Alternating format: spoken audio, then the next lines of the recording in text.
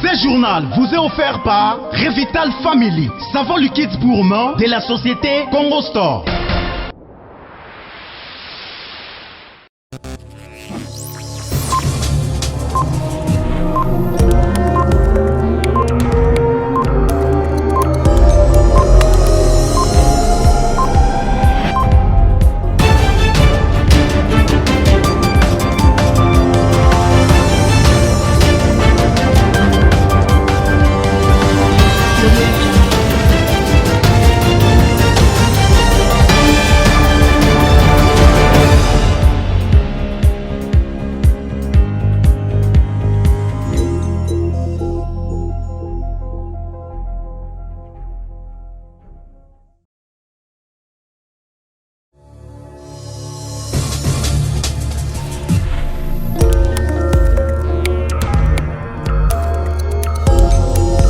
Un seul titre dans cette édition d'information, le site Ouagenia sera bientôt revêtu d'une nouvelle robe. Ce site touristique sera revalorisé grâce au projet porté par le ministère de l'Environnement et Développement durable.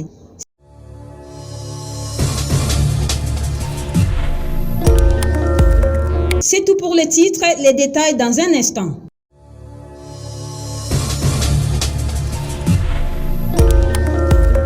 Le site Ouagenia comme site touristique sera bientôt modernisé pour sa revalorisation. Un projet porté par le ministère de l'Environnement et Développement durable. C'est dans ce cadre qu'une délégation de ce ministère, dirigée par le directeur de cabinet du vice-premier ministre de l'Environnement, séjourne à Kisangani. Images et commentaires. Considéré comme l'un des plus beaux sites touristiques de la République démocratique du Congo, le site Ouagenia, connu anciennement sous le nom de Stanley Falls, est la 7e et dernière cascade d'une série de 7 cours d'eau qui forment le site Boyoma. Elles sont classées 12e sur la liste des cascades les plus vastes du monde, avec 4500 pieds de large, devançant ainsi le célèbre site du Niagara, qui se trouve entre la frontière canadienne et celle des États-Unis. Utilisés par les Ouagenia, les sites qui portent leur nom sont magnifiques. Réputé pour leur technique de pêche ancestrale et unique au monde, les sites Ouagenia font la fierté de la ville de Kisangani et constituent un site touristique mais moins valorisé. C'est dans cette optique que le ministère de l'Environnement et Développement durable est porteur d'un grand projet, celui de la valorisation de ces sites par le gouvernement de la RDC. Héritier Piana, directeur des cabinets adjoint du vice-premier ministre, ministre de l'Environnement et Développement durable, qui conduit une délégation pour ce faire, annonce pour bientôt la pose de la première pierre pour le lancement des travaux. Il est question pour nous de représenter son Excellence Madame le vice-premier ministre dans un projet très important pour la ville de Kisangani, très important pour la province de la Tchoko. Il s'agit d'un projet qui consiste à revaloriser, n'est-ce pas, nos richesses, ces richesses qui sont culturelles. Lorsque je parle de la richesse culturelle qui est beaucoup plus connue ici à Kisangani, c'est aussi sur le plan touristique. Nous avons un lieu très important que nous voulons revaloriser. Il s'agit du site que vous connaissez bien, chez Ouagenia. Nous avons un projet avec le ministère de l'Environnement et du Développement durable. Ce projet qui est porté par son Excellence Madame le vice-premier ministre Eve Bazaïba, qui consiste à moderniser les sites là chez Ouagenia. Nous allons aujourd'hui procéder au lancement des consultations pour l'effectivité de ces projets dans la province de la Tchoko. Ouagenia, à l'aide du bois, construisent un énorme système de trépieds ancrés des trous naturellement creusés dans la roche par les courants d'eau et placent ainsi des grandes nasses fixées par des échafaudages dans les rapides du fleuve. Trop souvent, les Ouagenia cherchent les poissons à main nue que les courants d'eau coincent entre les rochers. Ils risquent ainsi leur vie chaque jour à la recherche des poissons. Mais quoi de plus si c'est le fleuve qui nourrit les Ouagenia?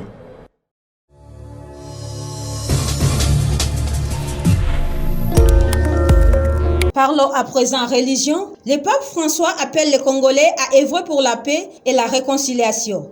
Appel lancé au cours de la messe célébrée en la basilique Saint-Pierre à Rome à l'attention de la communauté congolaise de Rome. Le souverain pontife a également invité les Congolais à témoigner de la paix et de la proximité de Dieu, spécialement là où sévissent la haine et la cupidité. Plus nous sommes libres et simples, petits et humbles, plus l'Esprit Saint guide la mission et fait de nous des protagonistes de ces merveilles. Laissez de la place au Saint-Esprit, laissez de la place. Pour le Christ, l'équipement fondamental est autre. C'est le frère. C'est drôle ça. Il les envoyait deux par deux, dit l'Évangile, pas seul, pas chacun par son compte, toujours avec le frère à côté. Jamais sans le frère, car il n'y a pas de mission sans communion. Il n'y a pas d'annonce qui fonctionne sans prendre soin des autres. Alors, nous pouvons nous demander, moi, chrétien, est-ce que je pense plus à ce qui me manque pour bien vivre ou à m'approcher de mes frères, à prendre soin d'eux? De son côté, Marcel Outembi Tapa, président de l'Ansenco, demande à la communauté internationale de s'impliquer avec franchise dans la promotion de la paix et la réconciliation dans la zone prise en otage par les groupes armés locaux et étrangers. Nous lançons encore un appel pressant à nos fidèles et à toutes les personnes de bonne volonté à ne pas verser dans la haine tribale, mais à œuvrer pour un vivre ensemble harmonieux dans la fraternité.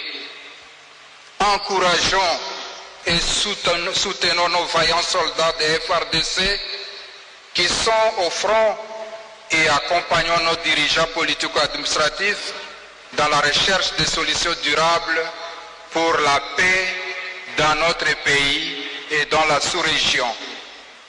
Aussi, demandons-nous à la communauté internationale de s'impliquer avec franchise dans la promotion de la paix et de la réconciliation dans les zones prises en otage par des groupes armés locaux et étrangers.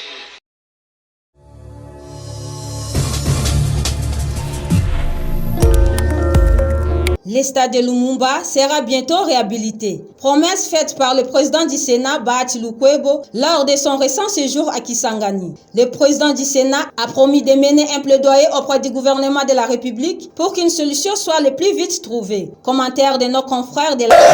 Lors de son récent séjour à Kisangani, où il a représenté le chef de l'État à l'occasion de la réception de la relique dépouille de l'ancien Premier ministre Patrice Emery Lumumba, le président du Sénat, Modeste Bahati Lukwebo, a visité le stade Lumumba du chef-lieu de la province de la Chopo.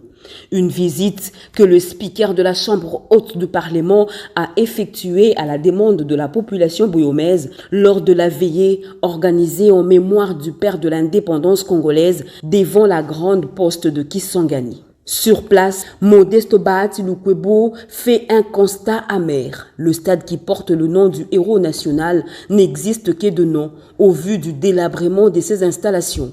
Après avoir fait ce constat, le président du Sénat a promis de faire le plaidoyer auprès de l'exécutif national pour la réhabilitation de ce stade.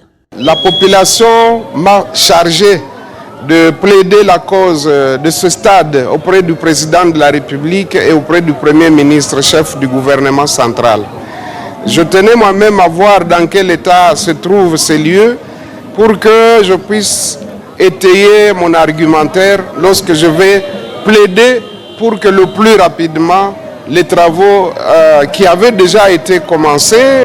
Ma présence, c'est pour que moi-même je voie de visu dans quel état se trouve le stade de Lumumba de Kisangani. Maintenant que j'ai vu, je vais faire le plaidoyer auprès des décideurs. Notre rôle, c'est d'exercer la pression sur l'exécutif pour que le gouvernement puisse honorer ses promesses vis-à-vis de la population de Kisangani. Au cours de la visite, le speaker du Sénat était accompagné des députés provinciaux élus de la Chopo, parmi lesquels Deboche Lusangi. Signalant que la troisième ville de la RDC demeure sans infrastructure sportive.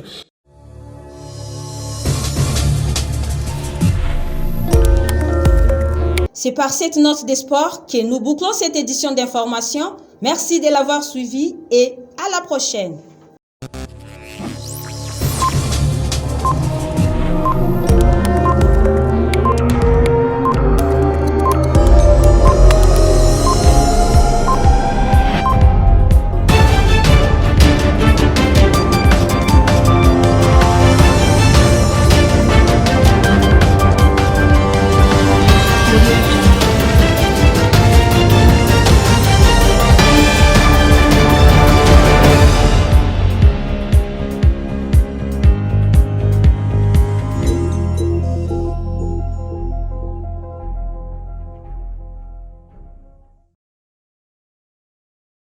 Ce journal vous est offert par Revital Family, savon liquide gourmand de la société Congo Store.